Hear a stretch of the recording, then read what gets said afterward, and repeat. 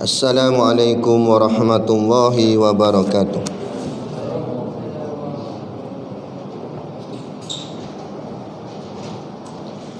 Ila hadrati sayyidina wa habibina wa syafi'ina Muhammadin sallallahu alaihi wasallam wa ila arwahi abaihi wa ikhwanihi minal anbiya'i wal mursalin salawatullahi wa salamuhu alaihi wa alaihim ajma'in wa ala ali kulli wa sahabati wal qarabati wa tabi'in wa tabi'it tabi'in bi ihsanin ila yaumiddin wa ila arwahi walidina wa muallimina wa dhawil huquqi alaina ajma'in wa khususan ila hadrati Syekh Ali bin Abdurrahman Al-Kalantani bisiril Fatihah. Bismillahirrahmanirrahim. Alhamdulillahirabbil alamin. Arrahmanirrahim. Maliki yaumiddin. Iyyaka na'budu wa iyyaka nasta'in. Ihdinas siratal mustaqim. Siratal ladzina an'amta 'alaihim ghairil maghdubi 'alaihim waladdallin. Bismillahirrahmanirrahim. Alhamdulillahi rabbil alamin. Wassalatu wassalamu ala ashrafil anbiya'i wal mursalin Sayyidina Muhammadin wa ala alihi wa sahbihi ajma'in. Subhanaka la ilma lana illa ma 'allamtana innaka antal alimul hakim. Rabbi shrah li sadri wa yassir li amri wahlul 'uqdatam min lisani yafqahu qawli. Wala haula wala quwwata illa billahil aliyyil azim. Amma ba'd. Alhamdulillah, kita sama-sama panjatkan syukur kehadirat Subhanahu wa ta'ala yang dengan limpah dan kurnianya diizin oleh Allah Subhanahu wa ta'ala kepada kita pada malam ini untuk sama-sama kita masih lagi meneruskan kuliah pengajian kita. Moga-moga dengan pengajian ini akan bertambahlah keyakinan dan keimanan kita kepada Allah Subhanahu wa ta'ala. Maka dengan keyakinan itulah kita semua dimasukkan oleh Allah ke dalam syurganya nanti di hari akhirat kelak, insya-Allah. Amin ya rabbal alamin. Yang saya hormati pengerusi masjid dan seluruh saf kepimpinannya, para imam, para bilal, tok-tok siap yang tak dapat kita nak sebutkan namanya satu persatu, yang amat-amat disanjungi para asatizah, alim-alim ulama, tuan-tuan guru, ustaz ataupun ustazah yang mungkin hadir pada malam ini, mohonlah ditegur kepada hamba yang fakir dalam bidang ilmu ini. Sekiranya apa yang disampaikan dan dikongsikan ada salah dan silapnya, yang kita kasihi ayah-ayah, ibu-ibu, adik-adik, pemuda-pemudi, muslimin dan muslimat yang dirahmati Allah sekalian. Baik. Qala al-muallifu rahimahullahu ta'ala wa nafa'ana wa iyyakum bi ulumihi fid daraini amin ya rabbal alamin. Kata pengarang kitab, maka takut olehmu daripada lalai, kerana bahawasanya jadi daripada lalai itu 9 perkara, iaitulah kasih akan kemuliaan, kasih akan harta, kasih akan kaya, kasih akan kerajaan, kasih akan pakaian, kasih akan perempuan, kasih akan isi rumah, kasih akan kenyang, dan kasih akan tidur. Dan bagi tiap-tiap satu daripadanya beberapa cawang amat banyak.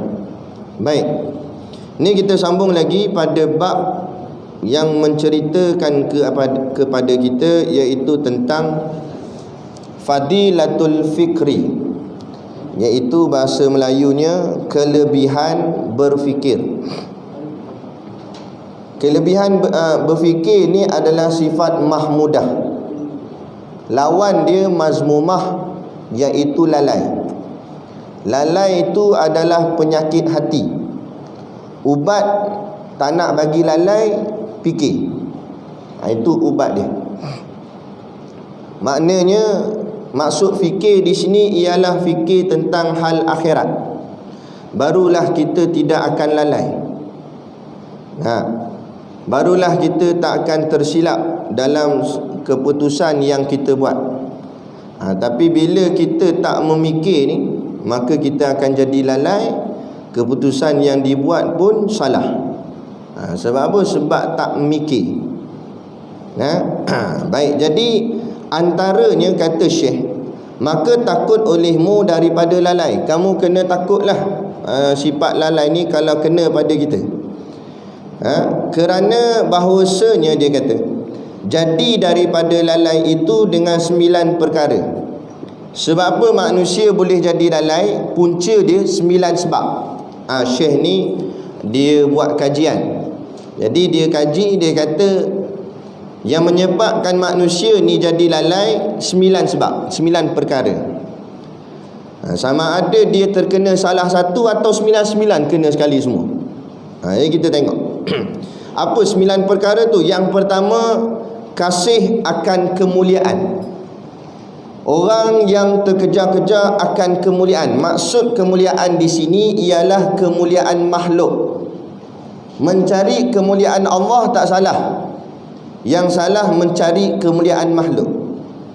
Maka kata ulama, ghalibnya, kebiasaannya lah, siapa yang mencari kemuliaan makhluk maka akan mendapat kehinaan Allah. Dan sebaliknya, siapa yang mencari kemuliaan Allah akan mendapat kehinaan makhluk. Biasanya begitu. Jadi pilih. Kalau kita mencari kemuliaan makhluk, sibuk nak dapatkan gah, kehebatan, nak supaya makhluk puji kita, supaya orang kata kita bagus, tetapi rupa-rupanya kita dihina oleh Allah Subhanahu wa taala. Bangga hebat, orang kata dia ni baguslah, tak pernah lagi jumpa Perdana Menteri yang macam dia. Sebab dia lah pembangunan pesat hebat, bangunan pencakar langit, ada litas pang. Sebab dia lah semua duk agung situ, mengharapkan kepujian makhluk, tapi mendapat kehinaan Allah. Tanda kehinaan Allah bukan keluar suara daripada langit, Allah hina kamu, bukan gitu. Tapi maksud kehinaan Allah, diri tu tak boleh lekat dengan ibadat pada Allah. Tak boleh. Nak pergi masjid, Allah berat kaki nak melangkah ke masjid. Tapi pergi tempat-tempat hiburan, tempat-tempat lara, pergi Tesco, boleh. Laju kaki pergi. Tapi nak pergi rumah Allah, nak pergi dengar kuliah, nak pergi ngaji, payah, berat kaki. Kita tanya, awak tak pergi datang masjid ni? Sakit lutut, dia kata. Sakit lutut. Duduk atas wheelchair, usuk wheelchair. Duduk atas kursi roda tu lah. Tiba-tiba kawan kata, dengar kata ni depa tengah bagi bantuan ni. Siapa tak datang tak dapat ah. Kat mana, dia tanya. Dekat balai raya. Diorang semua tengah kumpul. Campak dengan kursi-kursi roda. Bangun terus dia. Padahal tadi duduk atas kursi roda, dengar dapat duit bantuan, boleh diri. Apa ni? Tu kasih. Pada barang-barang bahagian duniawi. Mengharapkan. Jadi kita ni jangan, adik-adik yang dirahmati Allah sekalian, hafal Quran, jangan nak mencari kemuliaan di sisi makhluk. Biar orang tak panggil kita hafiz, apa lantak pi, bukan rasa ada apa pun kalau panggilan hafiz. Yang pentingnya ayat Quran kita jaga dalam dada kita. Kita bawa ayat Quran. Kata guru kami, Tok Guru Siddiq kita pegang sini sudahlah. Kita fikirlah, kalau dalam dada kita ada ayat-ayat Allah, takkan Allah tergamak nak bakar kita dalam api neraka. Sebab ayat-ayat dia ada dalam dada kita. Tu pegang situ dah lah. Biar orang tak panggil hafiz ke, orang tak panggil ulama ke, tak panggil ustaz ke, tapi bukan kita mencari kemuliaan makhluk. Kita mencari redha Allah sudah. Gitu. Hari ni berbangga-bangga ni nak ada title Profesor, Doktor, Datuk, Tun, Tan, Tin, macam-macam lah nama. Nak, kalau orang tak bubuh gelaran tu, marah dia. Kita tanya dia, awak tak datang kenduri yang itu? Nak, tak sampai kad jemputan ke? Sampai. Lepas tu awak tak datang. Nama salah. Tak mana salah? Datuk tak bubuh. Kena bubuh Datuk. Nah, sebab baru dapat lah ni kan. Tak dah. Nah, tiba-tiba kad jemputan orang tak tulis nama Datuk tu, tak tulis Datuk. Tak apa, lepas ni tulis Tokmu, tulis situ. Bangga sangat dengan kemuliaan, darjat kemuliaan di sisi makhluk. Masuk dalam lubang kubur malaikat muka nakir panggil ke panggilan Datuk?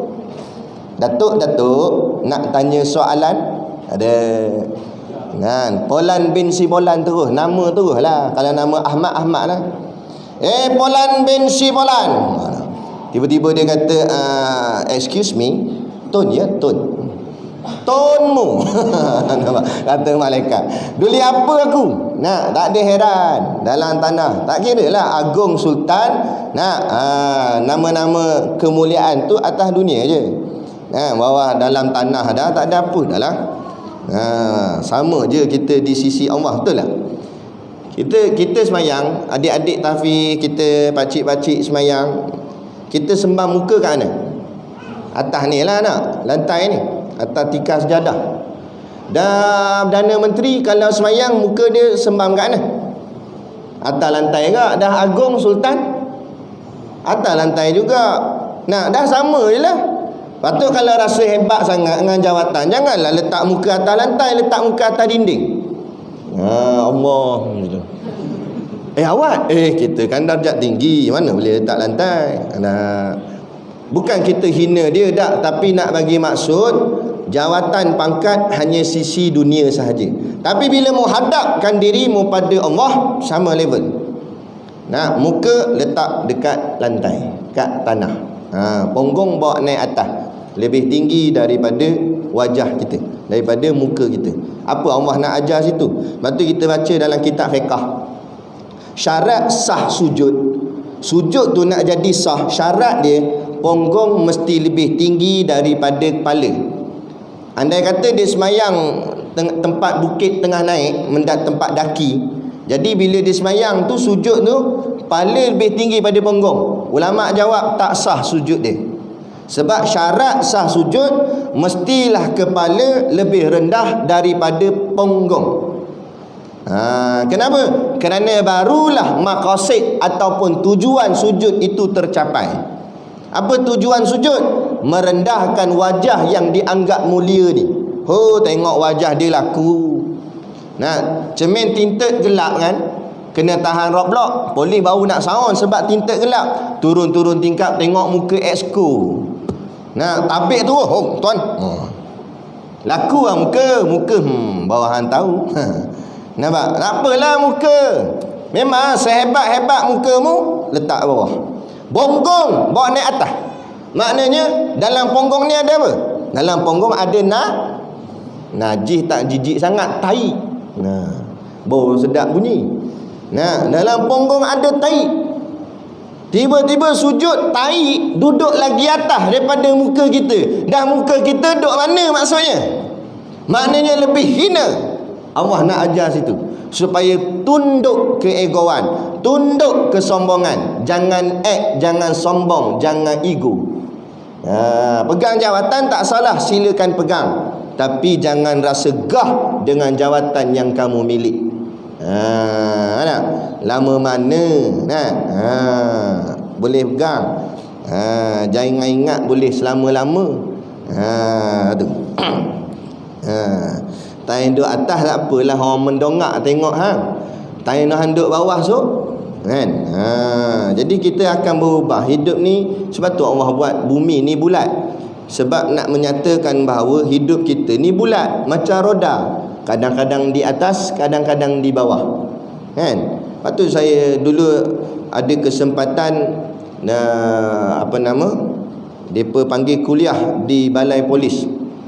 Nah, kita pun kuliah depan-depan ni anggota polis. Kita katalah, tuan-tuan kalau buat Roblox tu biar muka senyum. Ini tanduk dah lah macam tanduk misai dah lah macam tanduk kebau. Congek gini misai. Muka kelat, tak nak senyum langsung. Senyumlah, cakap elok-elok, Assalamualaikum cik, nak ke mana? Boleh minta IC, lesen, cakap elok-elok. Tak?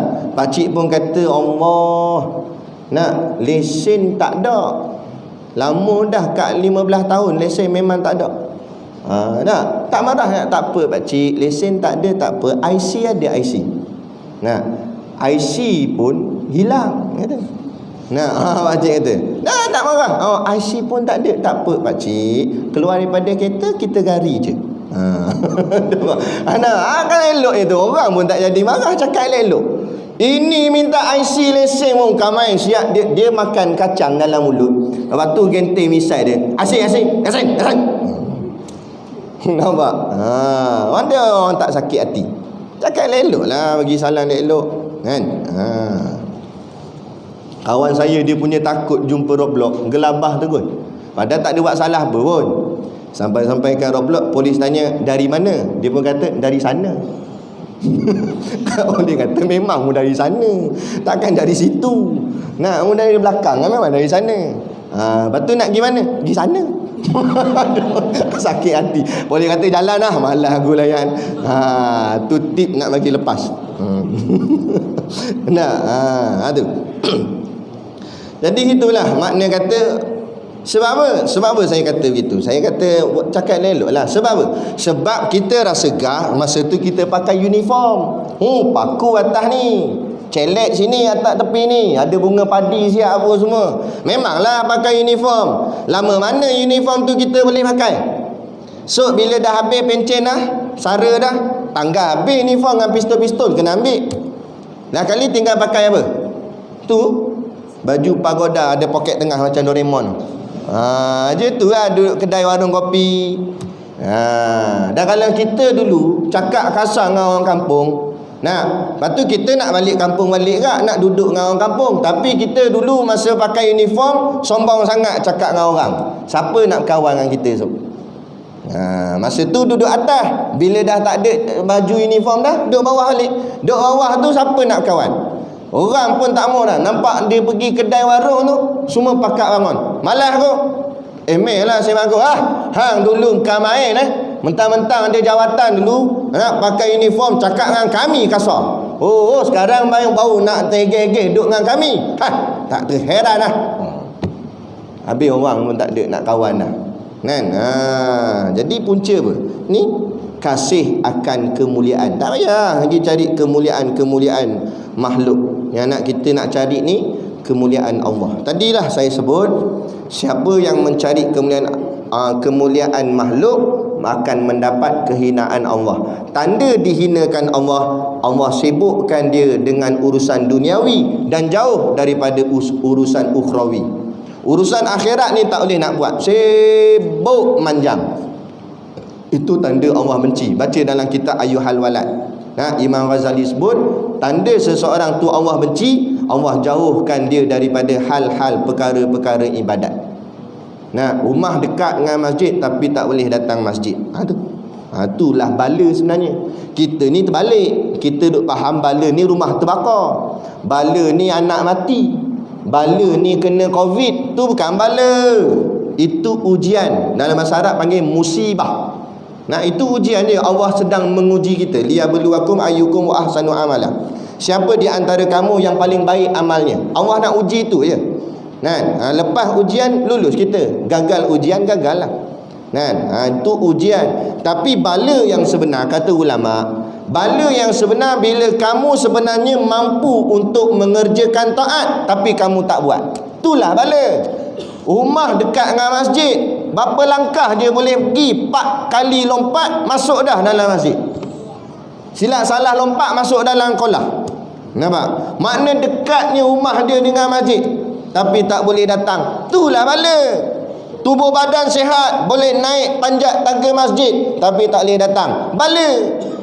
Nah, kalau orang sakit tu lain cerita. Ni orang sihat, tubuh badan ada, muda lagi, tapi tak boleh hadir ke rumah Allah. Itulah bala yang sebenar. Sebab apa? Sepatutnya kita mampu mengerjakan taat, tapi tak boleh nak buat. Allah sekat kita daripada mengerjakan taat. Itulah bala yang sebenarnya.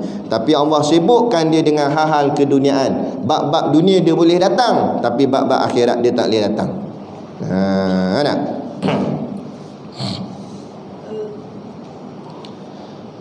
Itu ada satu masjid jemput saya buat ceramah sikit. Sambil-sambil tu di hujung ceramah tu masjid nak agih-agihkan duit bantuan. Dan ramai masjid tu sampai tak muat. Kan? Masa kita selalu kuliah tak ada orang pun. Kipas lagi banyak daripada orang. Nampak? Tapi bila dengar kata habis ceramah nanti ada pengagihan bantuan. No orang. Tu. Bahagian habuan dunia, gegah boleh pergi. Bahagian habuan akhirat, macam-macam alasan, sibuk sana, sibuk sini. Tu. Lepas tu ada hati nak masuk syurga. Cik. Pintu syurga mana nak buka kalau macam tu perangai? Kan? Kita tak mahu macam tu. Ya. Jadi kita mencari kasih Allah. Siapa yang mencari kasih Allah, maka bersiap sedia pula mendapat kehinaan makhluk. Dia begitu. Ghalibnya begitu. Macam adik-adik lah. Bila kita mencari kemuliaan di sisi Allah, kita nak hafal Quran, orang akan hina kita. Orang akan kata, ni hafal Quran ni boleh jadi apa? Apa pandangan masyarakat terhadap budak-budak tafiz, budak-budak pondok? Berbeza dengan pandangan budak-budak MRSM.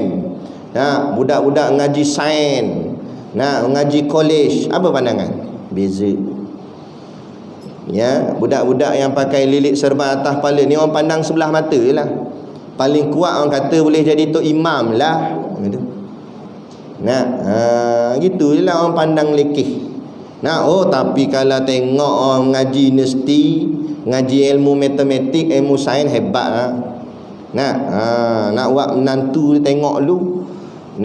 Kawan tu budak pondok, nak pergi Minang anak dia. Nak pergi tengok-tengok, nak merisik gitulah. Datang ke rumah, sampai tu motor tu mampu minyak tak cukup. Mati situ. Sian dia orang pondok, bukan ada duit sangat. Minyak pun cukup-cukup gitu. Tongkat tak ada, main sandar kot tiang. Mak budak perempuan tu tinjau kot tingkap. Siapa dia ni? Siapa tu? Ayah tanya. Tahulah, tengok pakai jubah sebah, rasa minta sedekah je. Kita kayak gini orang kata minta sedekah. Sampai kat depan pintu, Assalamualaikum, Waalaikumsalam. Nak buat apa pula ni? Nak berapa ringgit ni? Dah cik, saya datang ni nak tanya-tanyalah anak perempuan makcik lah, calon cadangnya nak buat jadi calon isteri. Nak tengok-tengok motor nombor plate pun patah. Nampak? Kali kata minta maaf lah, ada orang Minang lah ni. Tak mau orang ngaji pondok, tak mau ngaji tafiz, sebab tengok miskin, motor rosak gitu. Sekali datang, lepas sejam lepas tu datang kereta wajah. Tengok seketing siap dengan spoiler belakang. Exhaust boleh masuk kepala. Hebat kereta. Dia mak dia tinjau kot tingkat kata, ni menantu. Sonok sangat. Masuk. Belum bincang apa. Boleh setuju tu kot. Lepas dah kat setahun, tak lama mana, kat setahun nikah. Anak perempuan dia balik nangis-nangis, kesan 5 jari dekat pipi ni. Ingatkan make up berapa nak kena penampar. Merah pipi ni, 5 jari, nampak bentuk tu jari tu. Dah kenapa ni? Ambil buku. Baru dia nak kata apa? Hantu punya menantu. Ni bukan menantu, ni hantu dia. Baru tahu hantu. Dulu yang masa orang mengaji agama nak ambil anak kita, kita tak tengok yang tu. Sebab pandang dunia, pandang kemuliaan dunia. Saya bagi tip kat tuan-tuan. Yang mana ada anak perempuan dah nak buat cari menantu, test dulu. Cakap dengan dia kalau dia nak datang rumah, suruh dia datang petang-petang sikit, lebih kurang pukul 6 gitulah. Lagi dia datang pukul 6, kita hidang biskut lutut dulu kan. Kalau tak ada, saya ada jual biskut tu kan. Kita buat minum dulu, cicah teh sambil sembang-sembang, tanya orang mana apa semua. Tunggu nak dekat maghrib, nak tengok macam mana dia punya perangai. Kalau jenis orang jaga solat, minta maaf cik nak semayang sebab dah maghrib tu. Kata bagus. Tumpang bilik air nak ambil uduk, nak bagi. Nak bagi ambil uduk. Keluar-keluar tanya pula kiblat arah mana. Bagus nak ni.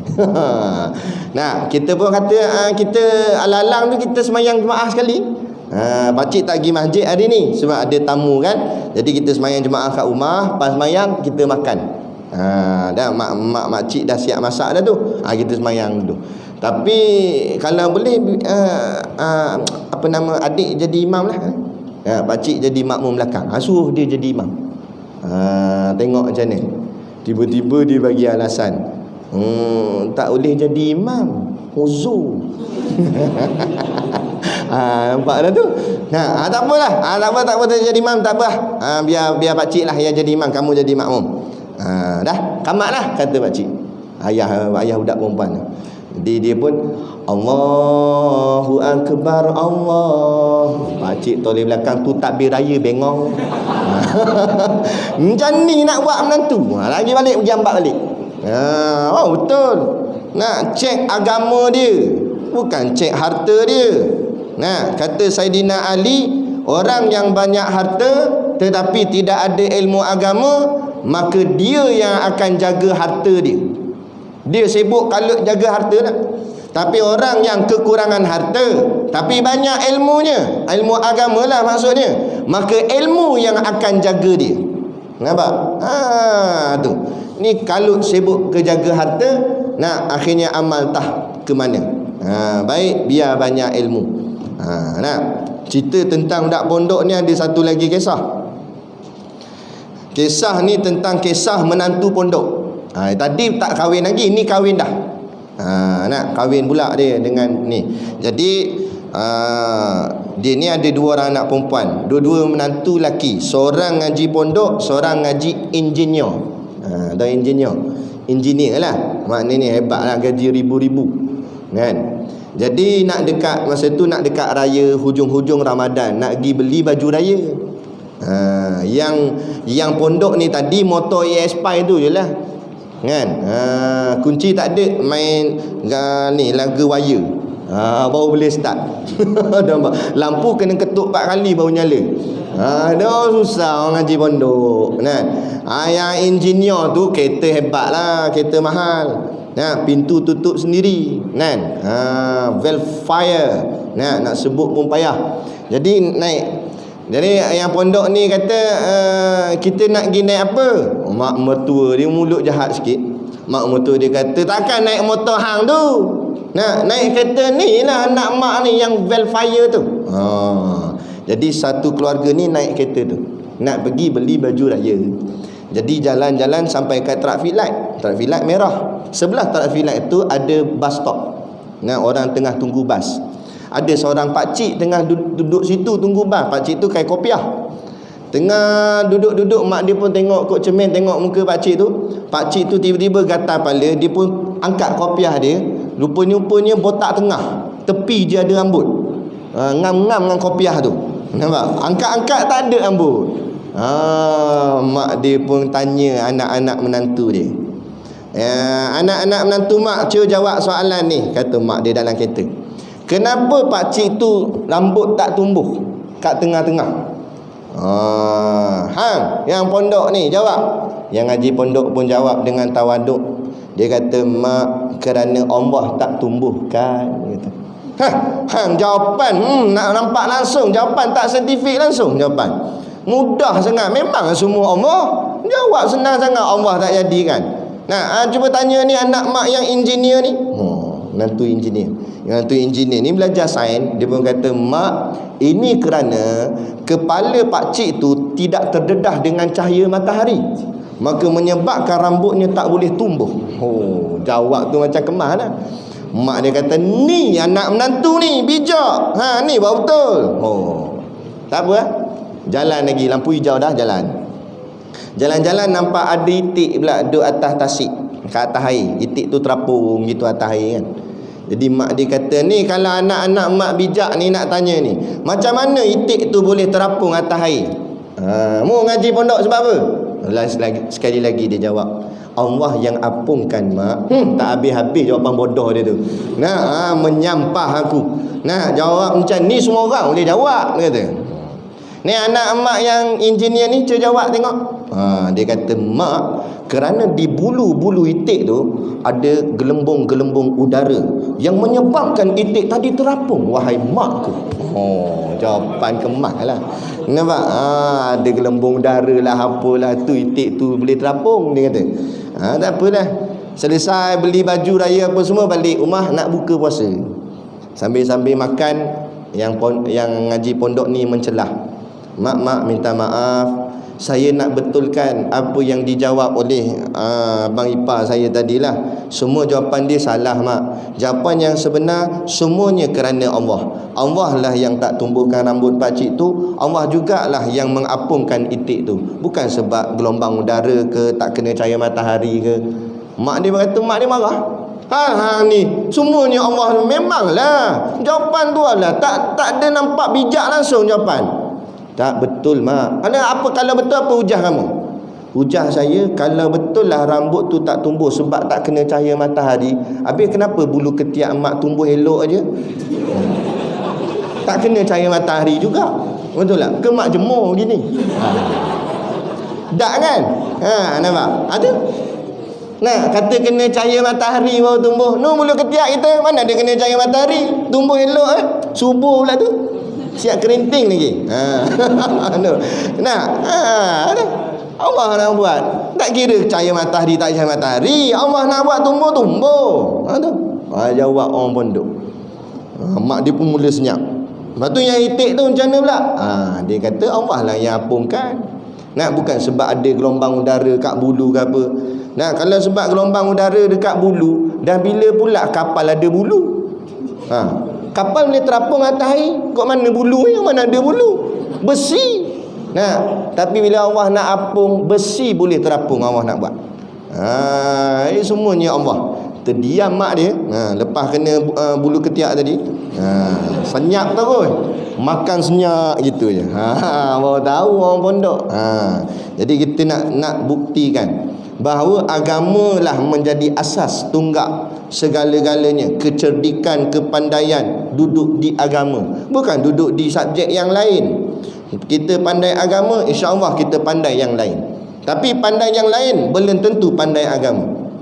Berapa ramai jadi engineer, doktor, peguam, jahil bab agama. Akhirnya dalam masalah jahil, lawan pula agama sendiri. Petikai pula Islam. Hentam pula Islam. Padahal tengok IC anak Melayu Islam.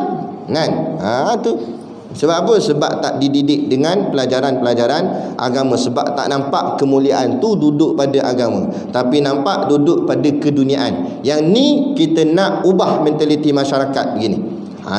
Sebab tu Syekh sebut kasih akan kemuliaan. Yang pertama, menyebabkan hati jadi lalai. Yang kedua, hati jadi lalai, kata Syekh, kasih akan harta.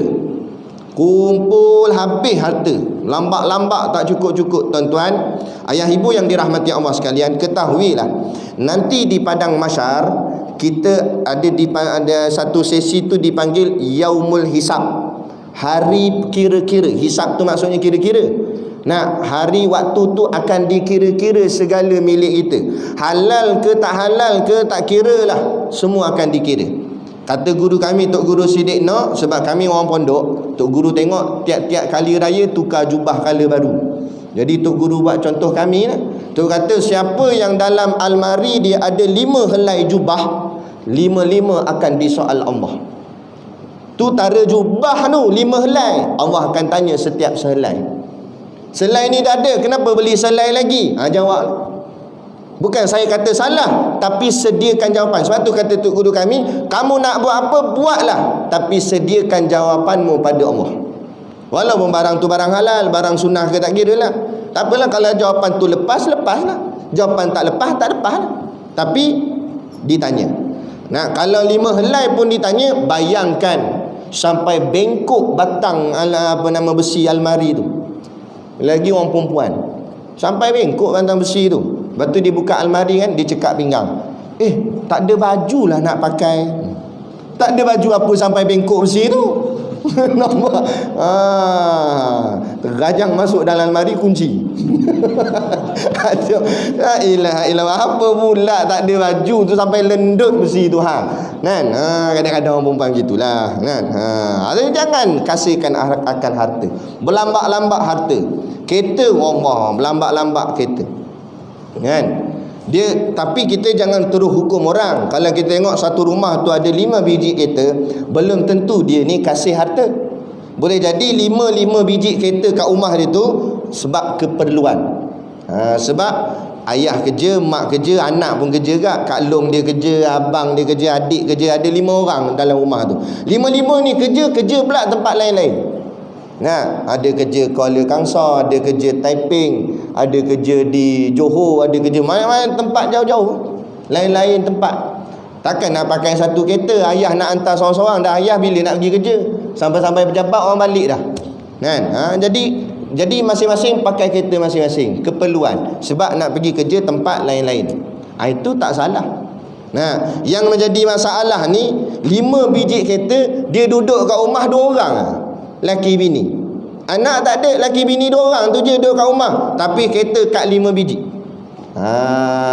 Itu baru namanya mewah, melebihi daripada kecukupan. Pada kecukupan memadai 2 kereta pun cukup dah, sebab 2 orang ni sampai 5. Macam dia boleh bawa 5-5? Nampak? Sampai 5. Yang paling murah Myvi, itu pun buat pergi buang sampah nak kata, mak nak kata nak kayanya, terlampau mewahnya. Yang ni yang akan disoal. Hari ni dah jadi satu trend. Dalam video-video YouTube dan sebagainya, tunjuk bilik air dia besar mana kan. Tunjuklah lubang jamban dia besar mana, padahal punggung satu juga. Tunjuk bilik tidur besar mana, ruang tamu besar mana. Tunjuk menggila-gilakan akan harta. Kita yang orang awam umum ni terikut-ikut ke? Kayanya dia. Kalau aku jadi macam dia. Akhirnya mendidik hati mencintai kekayaan. Hubbud dunia, kata Nabi, hubbud dunia ra'sun kulli khati'ah. Cinta dunia kepala segala kejahatan. Yang menyebabkan manusia jadi jahat atas muka bumi, sebab satu penyakit sudah hinggap dalam hati dia, iaitu penyakit cinta dunia. Kasih akan dunia. Bukan suruh tinggal dunia, ambil dunia sekadar perlu. Bukan jangan sampai kasih.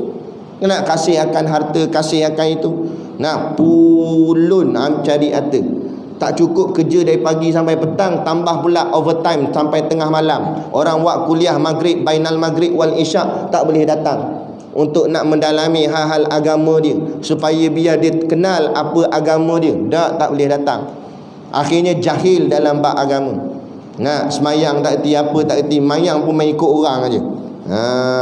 Habis semua benda tak erti. Sebab apa? Sebab pulun akan harta. Jangan. Harta bukan boleh bawa kita masuk dalam lubang kubur. Kita tanya dia, awak tak datang masjid ni? Kerja banyak Ustaz. Nanti pencen saya datanglah, dia kata. Tunggu pencen. Bila dah pencen pula sibuk kalut nak buat rumah pula. Sebab keluar duit pencen banyak, duit KWSP lah, duit macam-macam duit lah dia. Jadi nak buat rumah di dalam kampung Ketior. Jumpa kontraktor. Tak usah mana rumah, 4 tingkat. Macam flat dah. Siap ada kolam renang belakang. Dia tak reti renang, buat kolam renang. Nak tunjuk gah duit banyak. Kontraktor pun tengok plan. Kontraktor kata ni 3 tahun baru siap ni, kata kontraktor, sebab besar rumah ni. Dia kata tak apa, 30 tahun pun saya sanggup tunggu. Janji rumah saya paling besar dalam kampung ni. Okey lah. Kontraktor pun buat makan masa 3 tahun. Lepas 3 tahun siap rumah. Jadi nak serah kunci ke tuan rumah. Jadi rumah ni mahal, rumah besar. Takkan nak main serah macam tu je. Buat majlis, ambil gambar, selfie dulu. Tuan rumah pegang kunci, dia pegang bawah. Kecil-kecil senyum ambil gambar. Nak bagi kunci je ambil gambar. Background belakang rumah dia banglo tadi besar. Lepas pegang-pegang kunci 3 kali batuk. Puk jatuh, mati situ. Dah sempat dah masuk dalam rumah? Tak sempat. Kalau sempat pun baring gitu sebab orang nak baca Yasin je. Dah hidup kat dunia masa tu kerja sampai kat 60 tahun. Lepas tu tunggu pencen pula, tak datang lagi masjid. Duk kalut buat rumah 3 tahun lagi. Lah kali mati. Patut kalau lama sangat kat 63 tahun tunggu nak buat rumah punya pasal, masuklah, duduklah seminggu dalam rumah tu kurang-kurang pun. Dah. Hamba keluar, pergi masuk dalam tanah. Tu rumah dia sebenar, Baitut Turab kata ulama. Rumah tanah, itulah rumah kita sebenarnya. Tak ada geran, tak ada apa, tapi milik kita setiap seorang mesti ada satu. Jadi jangan kasih akan harta. Ada duit nak belanjalah untuk maslahat-maslahat yang penting kepada kita dari sudut agama. Ada bahagian akhirat untuk kita. Kalau nak bahagian dunia pun atas nama keperluan kecukupan sudah. Jadilah tuan-tuan, nak besar mana rumah? Nak boleh orang cakap apa, tumpang teduh, tak kena hujan panas, boleh tidur elok. Jadilah ada kipas apa semua elok. Jadilah boleh bernafas. Ada orang rumah pun tak ada. Kita ada rumah okeylah, ada kenderaan walaupun tak mewah, tapi boleh. Ada kenderaan boleh sampai ke rumah Allah, boleh datang ke masjid, boleh pergi kedai beli barang. Jadilah hidup dunia bukan lama sangat. Pejam celik, pejam tak celik-celik. Habis dah. KO dah situ. Selesai dah. Itu je hidup. Dunia ni sementara. Yang kekal abadi akhirat. Syurga tu mahligai kita kat sana. Yang tu yang nak lama-lama. Kan? Tengok bunyi dah. Tu kata sementara sekejap je. Nak bunyi dah. Yang ketiga, yang menyebabkan hati jadi lalai, kasih akan kaya. Samalah macam tadi kita sebut. Kasih akan harta, kasih akan kaya. Sibuk mengejar kekayaan. Hari ni orang pulun duk tengok nak cari kaya. Tapi dunia dah terbalik tuan-tuan. Orang kaya pula sibuk mencari hal-hal akhirat, agama. Orang susah pula sibuk pulun nak jadi kaya. Pergilah Pulau Pinang, kawasan bandar. Nampak? Kira nak kata kaya tu biasa-biasalah agak orang ada duit. Oi, masjid penuh, ceramah kuliah penuh, bersusun-susun kereta parking, berlapis-lapis. Pergi belah Shah Alam, Selangor, kawasan orang kira berada lah juga, ada duit. Penuh masjid negeri, penuh surau-surau keliling penuh. Tapi kita pergi belah kampung tengok, besin lagi banyak pada orang. Tahu besin? Sebab atap ucuk, ketek besin. Nampak? Tak ada orang di kampung. Terbalik. Dulu kat kampung lah ramai. Sampai budak-budak kampung buat main baling selipar. Penuh selipar bawah tangga. Sampai tu imam balik selipar tadi. Nampak? Nak cerita dulu. Sekarang nampak? Tak ada apa. Makin kurang. Sebab apa? Sibuk masing-masing pulun mencari kekayaan. Ada. Kasih akan kerajaan. Nak jadi kerajaan sangat ni. Nak confident, majoriti lengkap. Wartawan tanya, angka samar-samar ke? Tak, angka yang tepat. Memang komplit. Nak masuk istana 20 minit keluar dah. Agung kata dah, tak payahlah. Kita cari titik persamaan. Tak payahlah nak ni muhasabah diri balik masing-masing. Sibuk nak berlumba-lumba nak jadi kerajaan. Hari ni jadi satu trend. Dia tak tunggu pilihan raya, main cukup majoriti, nak belah orang terus. Kalau macam ni lah, berapa kali nak tukar Perdana Menteri, berapa kali nak tukar kerajaan kalau macam ni. Esok dia dapat pula, lepas tu datang orang lain pula kata cukup majoriti, tukar lagi, dah yang tersepit siapa? Rakyat kita, orang biasa. Nampak? Ini sebabkan kegelojohan dan taksub, nakkan kekayaan kerajaan. Akhirnya tengok Allah elok-elok dah Allah kurangkan angka COVID kita, Allah naikkan semula. Sebab inilah kesombongan manusia yang tak sedar ke diri. Sibuk nakkan kekayaan kerajaan dan sebagainya. Ni Kan? Ni tamak. Ni sifat yang menyebabkan hati jadi lalai. Dan lagi kasih akan pakaian. Tadilah almari besi sampai lendut tu. Kan? Maknanya pakaian berlambak-lambak pakaian. Pakaian itu nak matching pula. Payung nak sama dengan tudung, nak sama dengan baju, nak sama dengan kasut. Hatu je tak sama, tak jadi. Nak pergi beli ke. Ni nak berlambak-lambak pakaian. Nak kita berlebih kurang sudahlah. Nak berlebih kurang. Tok guru saya dia pakai jubah. Lepas tu kat dalam jubah ni ada t-shirt.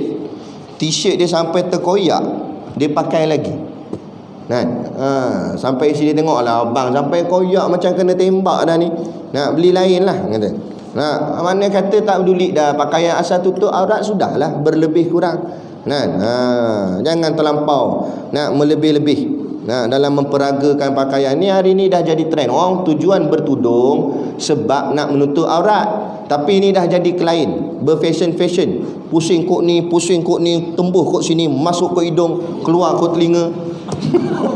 Ada macam mana ikat kita tak tahu. Kali ikat-ikat nak balik rumah tak boleh buka dah. Pakai tudung tu sampai bila-bila. Kemudian lagi kasih akan perempuan. Yang ni pula jadi menggila ke perempuan. Kahwin dah, usah pula janda jiran sebelah. Ni kasih perempuan pula tak habis-habis. Kan? Nak poligami, bukan salah ke poligami. Ya betul sunnah, tapi cek dulu diri, mampu tak mampu. Kan? Kita nak berlaku adil dan sebagainya. Nak memberi urusan-urusan agama sebagai suami, dia kena didik isteri. Orang perempuan asalnya tak wajib datang ke masjid. Sunat datang. Asalnya yang wajib ni lelaki. Sebab apa? Lelaki yang datang sebab nak mengaji kuliah, kemudian balik rumah dia pula kena buka kitab ke orang rumah dia dengan anak-anak ahli keluarga dia, buka kitab ajar pula pada isteri dan anak-anak. Tak apalah terbalik buka pun tak apa. Buka terbalik kitab. Anak siap tegur, terbalik tu ya kata.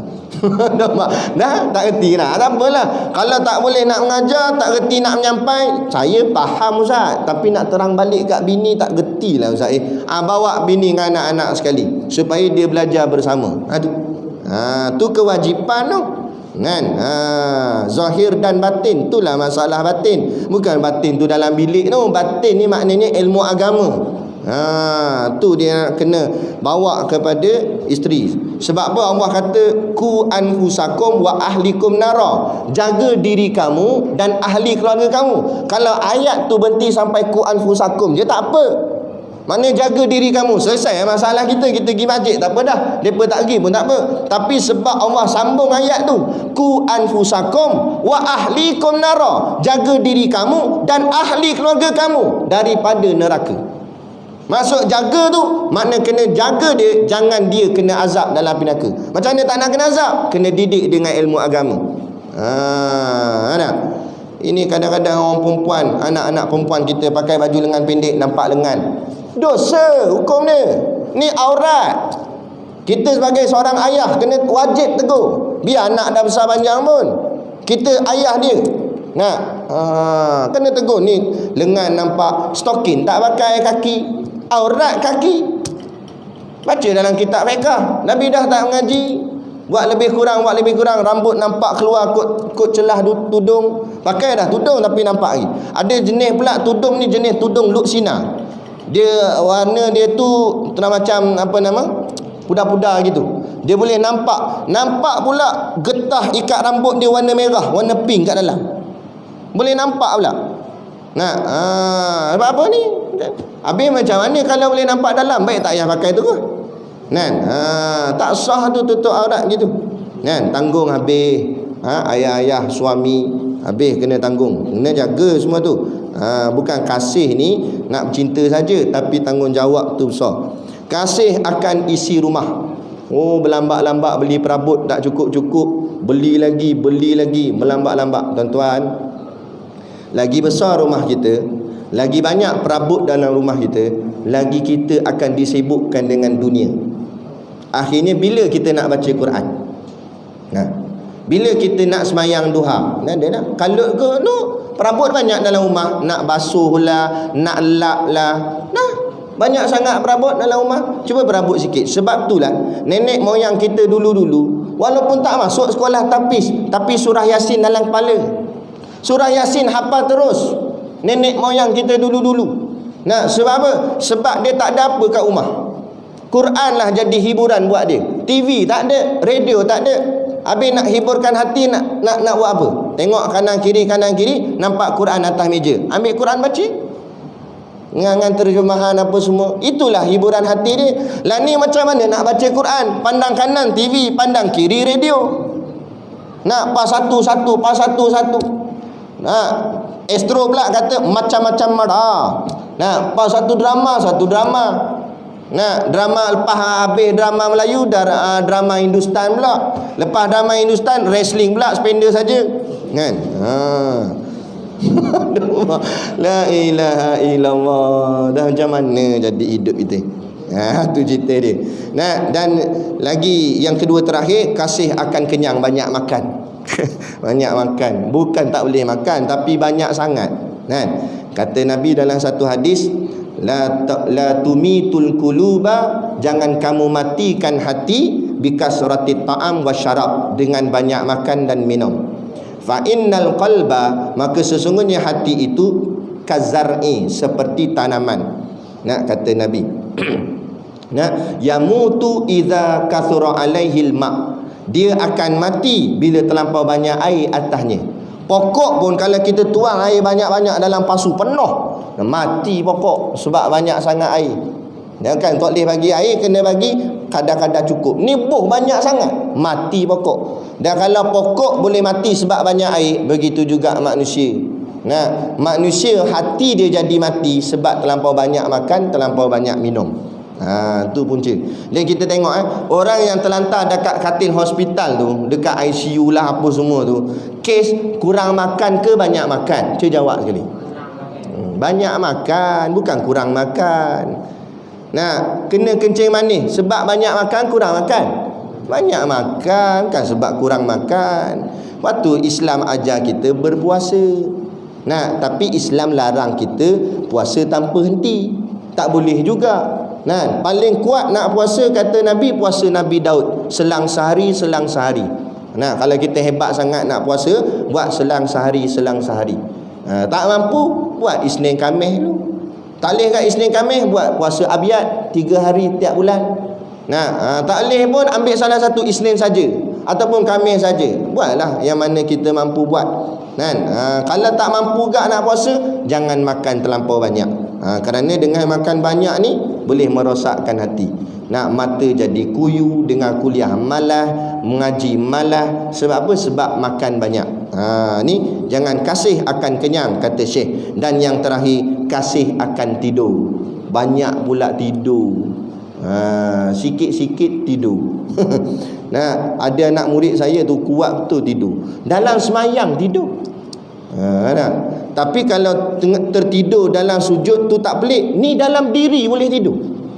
Kuat betul, tapak kaki dia boleh bertahan. Diri tidur, siap dengkuh. Orang lain waladhalin amin, dia Allahu akbar. La ilaha illallah. Ana kata jangan dah. Nak kasih akan tidur, sikit-sikit tidur. Nak sampai ke bawah kereta tidurlah, kali tidur terus, tak bangun-bangun dah. Jadi semua ni ke-99 ni, kata Syekh, adalah sebab menjadi hati itu jadi lalai. Jadi kita bukan suruh buang 99 ni, tapi kita kawal dia jangan jadi teruk. Bukan suruh buang, jangan tidur. Tidurlah, tapi jangan melampau-lampau tidur. Bukan jangan kata jangan makan, jangan sampai kenyang terus. Bolehlah makan kenyang, tapi jangan terlampau kenyang. Tak salah makan kenyang, jangan terlampau kenyang aja. Kan? Habis nak kena buang isi rumah, tak boleh bubur perabot dalam rumah, jangan terlampau banyak aja. Itu saja. Habis tak payah kasih ke perempuan, nak kasihlah ke perempuan, isteri kita, tapi jangan terlampau kasih. Nah, gitu je.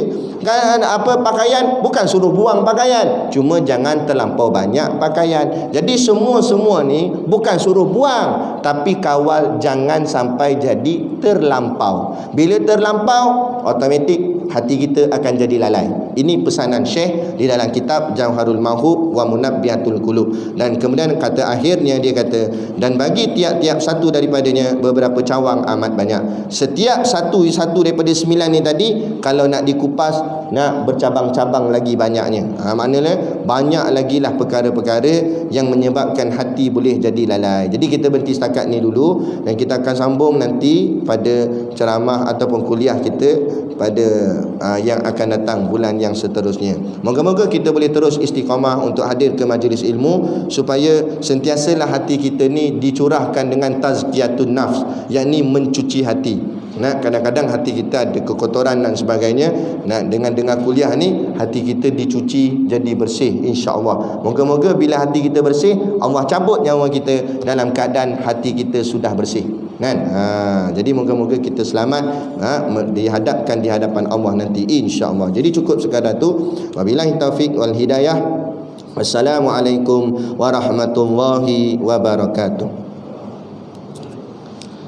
A'udzu billahi minasyaitonir rajim. Bismillahirrahmanirrahim. Alhamdulillahirabbil alamin, wassalatu wassalamu ala asyrafil anbiya'i wal mursalin sayyidina Muhammad wa ala alihi wa sahbihi ajmain. Allahumma taqabbal minna salatana wa du'aana innaka antas samiul alim, wa tub alaina innaka antat tawwabur rahim. Allahumma ja'al dinana dinan nabiy Muhammadin sallallahu alaihi wasallam, wa islamana islam muslimin, wa imanana imanal mu'minin, wa salatana salatal khashiin, wa a'malana a'malas solihin, wa niyatana niyatal mukhlisin, wa dhunubana ya Allah dhunubal mustaghfirin, wa hayatana hayatal ulama, wa mautana bimautis syuhada, wa adkhilnal jannata ma'al anbiya'i alaihimus salatu wassalam. Rabbana atina fid dunya hasanah wa fil akhirati hasanah wa qina azaban nar wa qina azaban nar wa qina azaban nar. Wa sallallahu ala khairi khalqihi sayyidina Muhammad wa ala